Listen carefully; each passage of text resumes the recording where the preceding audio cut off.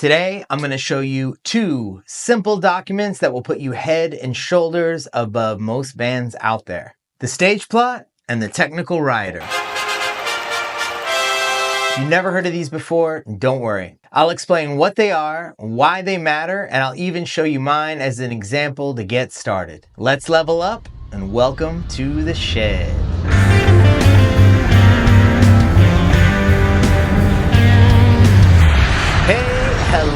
Hello, welcome to Uncle Natchet's Woodshed. I have been looking forward to making this video because this is a topic that I think a lot of bands overlook. And that is good for you, friends of the shed, because what we're talking about today will give you a real leg up over the folks that don't bother or worry about putting these powerful documents together.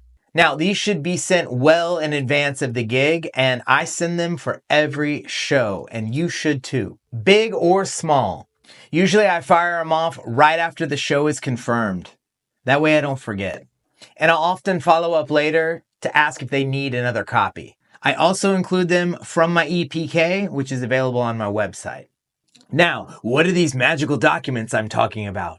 The stage plot and the technical rider. So first off, what is a stage plot? A stage plot is just a map of where everyone stands on stage and what they're using.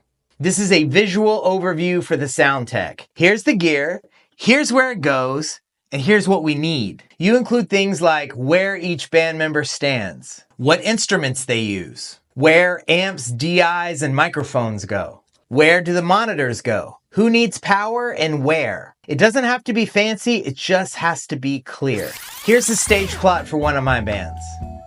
I made it a little silly with our faces and all, but the important part is that it clearly shows the stage layout and where each member expects to be.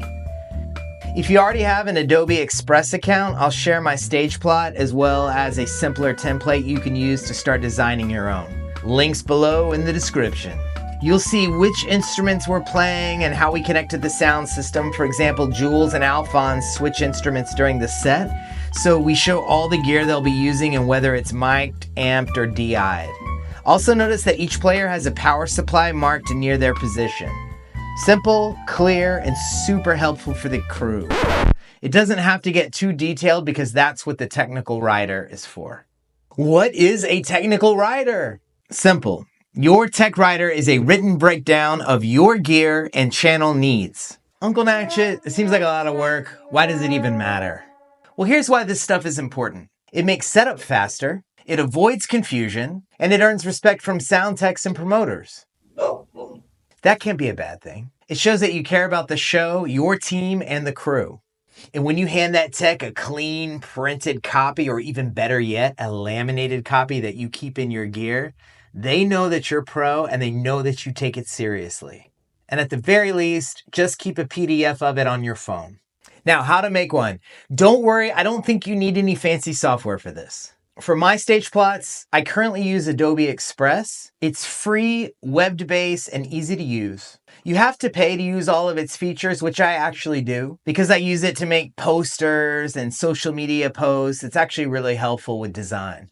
I am also looking into Canva, which seems to be really promising as well. So stay tuned, I may have a video showing my findings. Now there's other websites out there I think that are specifically designed to create stage plots, but if you're artistic enough, you could even just use a pen and paper. Whatever gets the job done. Uncle Natchet pro tip, include your band logo. That looks sharp and that makes a good impression. Now, you might be a brand new band out there, but I bet that this step will get you miles ahead of your competition. Same stuff, like, subscribe, drop your comments of any horror stories, or drop a comment showing me your stage plot and your tech rider and what you include.